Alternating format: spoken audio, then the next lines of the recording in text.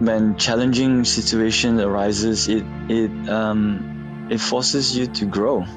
And if you ask me if I would have any other way, I think not, because it made the world stop. It made me stop, and made me realize that we aren't in control. So we just have to go with the flow. This is the Deep in the Weeds podcast. I'm Anthony Huckstep. Where does our food come from? It's a question that's being raised more and more as we explore not only what's good for our own health, but what is good for the planet as well. After a year where a greater connection has been vital for so many, it is the connection with everything that fuels our body that is really now coming to the fore. Zachery Tan is the chef and co-owner of Devon Café, Dopa Donburi and Milk Bar, and the soon-to-be-opened Commune. Zachary, how are you going? Good, thanks, Huck. It's a privilege to be here and to be able to share my story. Well, it's great to have you on the show. You came from the world of fine dining and opened a cafe that changed everyone's perceptions of cafes in Sydney many years ago with Devon. What was it like in that period when there was so much attention on that cafe? It was a period of growth, big growth. It was the first venue for me that I opened from the ground up, and there was heaps of. It was a good learning curve. There was so many things that, in hindsight now, I was doing totally wrong. But yeah, I guess that's part of life. You know, we learn and we grow. Well, that hindsight of looking back and thinking you were doing things wrong is interesting to hear because the consumers thought you were doing everything right. What do you think the success of it so quickly was about? I think we burst into the scene, and with Instagram coming up at that time as well, and everyone wanted to take, pretty pictures. And our food was quite photogenic at the time, and I think that was what consumers wanted. And there was definitely a niche in the Sydney market. Well, I want to explore what you've done with Devon Café and also the other venues and the soon-to-be-open Commune as well. But your background is, some of the best restaurants in Australia. Take us back to the early days. When did food become an interest to you? Well, food. I come from a small little island in Penang in Malaysia called Penang. It's one of the greatest places for street food, in my opinion. And I grew up in that kind of environment where I wasn't so much cooking; I was doing a lot of eating. The conversation that leads in Penang, it's have you eaten? And the next one is, where should we go next? Where should we hunt down the next hawker food? And so I came up like that, and I actually was born into a family of pharmacists, and my parents wanted me to take up the family business. So I went into uni for 2 years, and I absolutely hated it, and did 2 years of pharmacy, and then finally just said, it's not working out, and I'm just gonna go dive headfirst into hospitality. It's a big transition, but Tell us about some of the hawker food that you loved growing up. So I think, not sure if, I think a lot of the char kway teow, the fried noodles, Malaysian fried noodles, and satay. There's so many, there's a great variety of hawker food, so much variety actually in Malaysia, Penang. You've worked at some pretty extraordinary venues in Australia. Tell us about that period of time and the main influences on you as a chef. Yeah, so when I left Penang for Sydney, I kind of felt like I wanted to learn something different. And go away from hawker food. And learn about the great art of fine dining. So yeah, I applied for a couple of jobs, and I was lucky enough to get a get a job at Pier, and yeah, working with Grant and Katrina. They are really great chefs. Where we managed to spend a lot of time actually in a day. They were there they were there like 15 hours in a day at least. Yeah, and just you know having the privilege to polish their copper pots was a good experience. Well, Pierre was had an extraordinary impact on Australia's dining landscape. Take us back to that time in the kitchen. Is there any sort of dishes or things that you remember? Yeah, there was this dish in Pier that was the Marin dish. Actually, it was poached Marin with fig carpaccio and what was it Marin, fig carpaccio, and a foie gras parfait. Yeah, yeah, that was one of those dishes that I had to plate up. So yeah, can still remember it till today. You ended up working for Guillaume Brahimi both in Sydney and in Melbourne in very different restaurants. What was it like working in that brigade under him? It was a good experience working for Guillaume. It was a big brigade. Everyone was a little bit like a family, because of all the hours stuck in the kitchen together.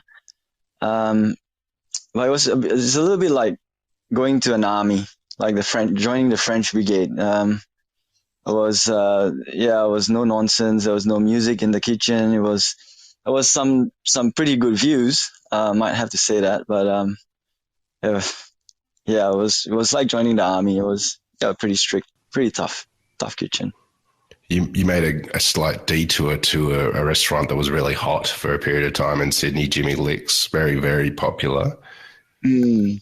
Tell us about your time there. How different was that to the rigid fine dining world of Pierre and Guillaume? So Jimmy Leaks was a good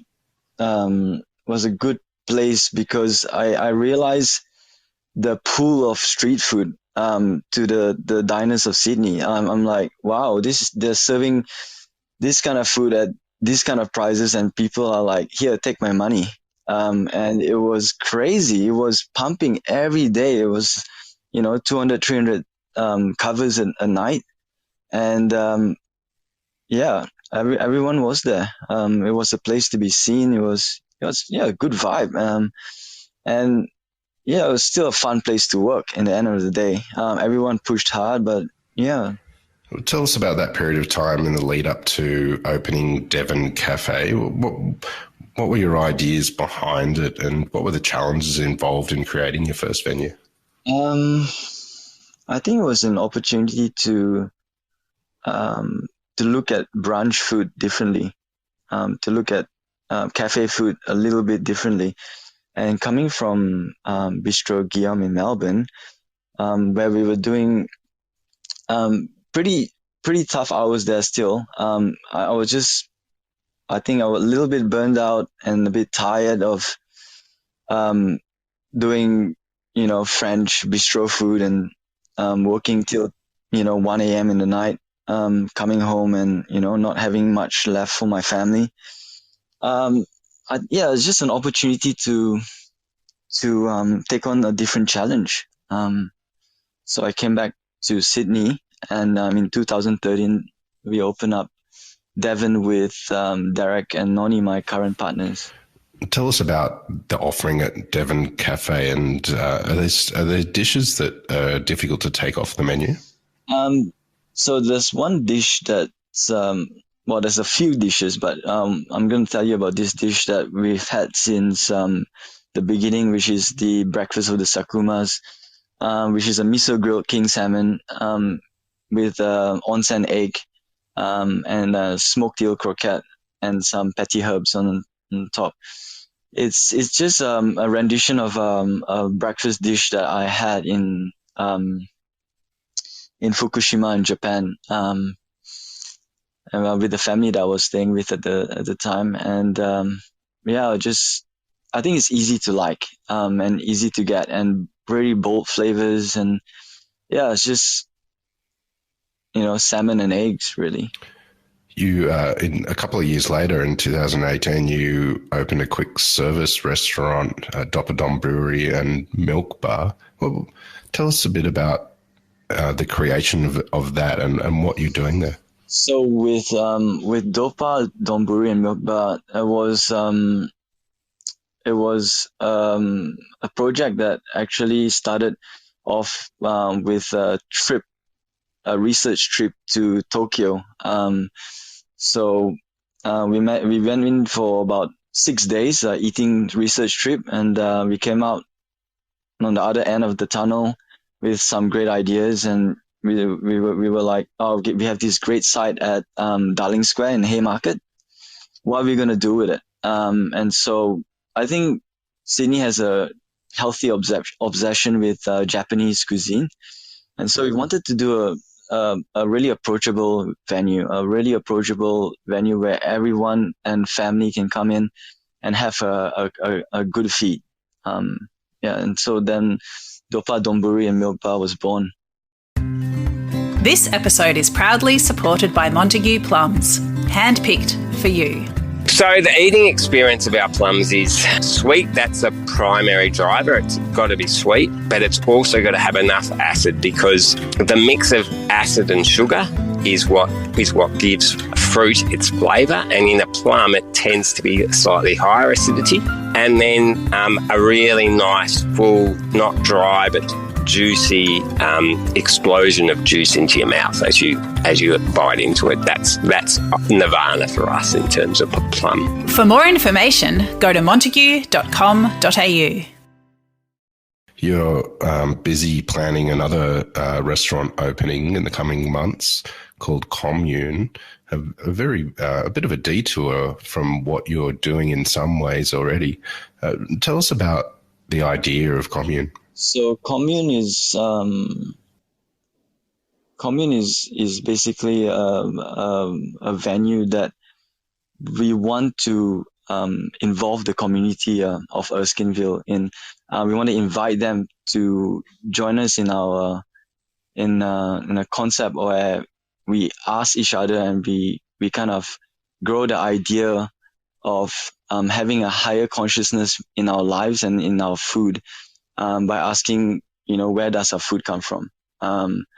So this Commune is a brunch spot that's mainly plant-based, and it's going to be opening up in the end of August. Yeah. What else can I say about Commune? Where did the idea come from to do a plant-based restaurant? Good question, Huck. Actually, I myself, I'm actually pescatarian, but very selective with how I eat my fish, and mostly plant-based. So I think that's kind of influenced the way I eat and the way I look at food as well. And so, I would probably on a day-to-day basis just cook plant-based meals at home, and on maybe once a week I'll indulge in some seafood, but still very selective with the seafood choices. Yeah. Tell us about creating a plant-based menu, and the sort of connections that you're making with producers and how important they are for what you're doing. So the creation of plant-based menus is the menu at Commune will be really targeting the wellness of our bodies, and really not using refined sugar, avoiding any animal products, and obviously in regards to the plants that we use, we're not going to go fully organic, but in those products where it's known to have a high level of pesticides, we will go organic. So we are looking out, number one, for our community, and number two, also for the planet. We want to be able to sleep at night and go to sleep at night knowing that we've done our best. That's the whole idea about Commune, and I think Commune that was um, born from my want to actually um, give back a little bit more, in terms of give back a little bit more. Yeah. Is there any producers or farmers that you're connecting with, whether biodynamic or regenerative farmers, and some of their products that you can tell us about that you're using? So right now we are still in the experimental stage, Huck. We're still I'm still looking to connect with a lot of these farmers, and I'm really, to be honest, if there's any farmers listening to this podcast and in New South Wales and around, please connect with me. I want to hear your story. I want to see your product, and yeah, really. Like recently, I went to see my mate at Berkeley, Tom Edie, and he's using this ancient grain called Emma wheat. Have you heard about it? No, tell us about it. Yeah, so this ancient grain, this wheat that's very old, it was found in the belly of a mummified. I wouldn't even say I'm not sure if it's a Homo sapien or not, but it was, I think, maybe 5,000 years ago or 6,000 years ago. So this is like one of the original strains of wheat, and there's actually farmers cultivating this kind of wheat in Australia, in New South Wales, and I'm experimenting with this wheat in an upcoming event at Devon North Sydney, where we're doing a collab with Big Sam Young, a truffle dinner, and I'm making a lavash with it, and then spiking with some sap powder. But yeah, I'm excited to work with products like that, and these farmers are actually sustainable. Actually, they started their own label for sustainable growing. So, but it's really, really encouraging to hear stories like that, and to be able to meet people that are interested in not just what's coming into their pockets, but doing the right thing. Because in the end of the day, we want to be here in another 1,000, 2,000 years, and hopefully more. One of the things you're also exploring in the lead up to the opening of Commune is the use of reusable containers, reducing personal waste, and composting. What's some of the things that you've been discovering that you're implementing for that? So we want to go back to reducing our own personal waste. So we intend on setting up a composting system for Commune, so that all our organic waste will go back into the earth, and then with the packaging, I think we're really doing the packaging in all of our venues anyway. But I think it's important to not. I mean, not all packaging are created equal. Some of them have these great marketing taglines. Yeah, but I think doing the research and the due diligence and really making sure that it's legit. Yeah, stuff like that. It takes a lot of effort and care. That's what I'm finding. A few decades ago, the idea of an organic cafe or vegetarian cafe was not very appealing or appetizing. Tell us about how you create dishes and bring out flavors and celebrate these incredible products. So I think, coming from a chef perspective, if you ask me if I would be doing a plant-based concept 5 years ago, I would be like, nah, you're kidding. Because it's generally bad food. it's not tasty, it's not well thought of. Sometimes it's just a jumble of ideas put on the menu. But we're not trying to do anything special in Commune. We're just really gonna make it tasty and approachable, and tasty and approachable, and good for your body. Keep it simple. Well, let's talk about your cooking. You've got such a fascinating background from street food to fine dining and to cafes, a real mix. But tell us about, where does a dish start for you? And do you have an example of a dish you can talk us through and the creation of it? Where does it begin? It can usually begins with an inspiration or an idea, or maybe even an ingredient, but it generally takes on some cultural reference. So I wouldn't really stray too far from the background of the backbone of the dish. For example, for this truffle season at Devon, I will be doing a dish which has cultural backbone of congee. So we're gonna do a mushroom congee with whipped potato and with one of those ramen eggs. Yeah, those ramen eggs. And fresh truffle from Truffle Hill Farm in Manjimam. Wow. Well, you come from a long line of pharmacists in the family and you nearly became one yourself. You headed down the path of being a chef. What is it that you love about what you do? I think right now I'm really enjoying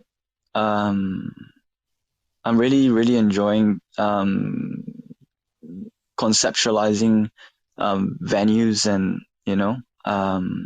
I think that's where I'm really my happiest, like creating Devon and working on Dopa and even with Commune, is that it gives a chance, such an opportunity to actually work it from the ground up and work with the team and have these ideas and execute them. It's definitely hard work, but I think it's quite rewarding for me. The last year and a half has been challenging for most people on the planet, and particularly those in food as well. What sort of impact has it had on you personally? Has it changed you? It definitely has. I think when challenging situation arises, it forces you to grow. And if you ask me if I would have any other way, I think not, because it made the world stop. It made me stop, and made me realize that we aren't in control. So we just have to go with the flow. I'm just going on with that. There are times when I've opened venues and it's felt wrong. It felt like you're going against the grain, and there's some venues where everything just flows in like it's meant to be. And so I think I just got to go with the gut feeling and go with the flow. What's been some of the positives that have come out of it? Has the idea of Commune come from this challenging time? Much definitely. I think it gave me some COVID has given me some perspective, and it's made me ask some really fundamental questions about my purpose, my life, and I feel like there is a greater need to contribute rather than to consume, I know your goal with Commune is to bring the community together and share delicious food that's healthy for people without beating them over the head. What about it? What is your hope for people that come to this new restaurant when it opens in a few months? Commune is just a place to grab a coffee and grab a really casual breakfast and feel whole and feel connected. That we aren't separated. That there is no separation. That we are one. I think when a really good venue makes you feel like that. That when you leave, it's not about the product that they're selling. It's the feeling that you remember. It's when you know that they've done their job. That in hospitality, that you feel like you've been loved and you've been served. What do your family think about the career that you've created here in Australia and like avoiding the family line of pharmacist? They're very supportive. My parents, I couldn't have done it without them. Moving to Australia, and it's only with their support and their blessing. They only want the best for me, and very supportive. Well, Zachary, you've already blown everyone away with the venues that you have in Sydney, so I'm sure that Commune will be very much welcomed by the community of Erskineville and Sydney once it opens. We've loved having you on Deep in the Weeds to hear your story. Please keep in touch, and we'll catch up again soon. Thanks. Thank you. This is the Deep in the Weeds podcast. I'm Anthony Huckstep. Stay tuned as we share the stories of Australia's hospo community, suppliers and producers in search of hope during this pandemic. Special thanks to executive producer Rob Locke for making this all happen. Follow us on Instagram at Deep in the Weeds Podcast or email us at podcast@deepintheweeds.com.au. Stay safe and be well.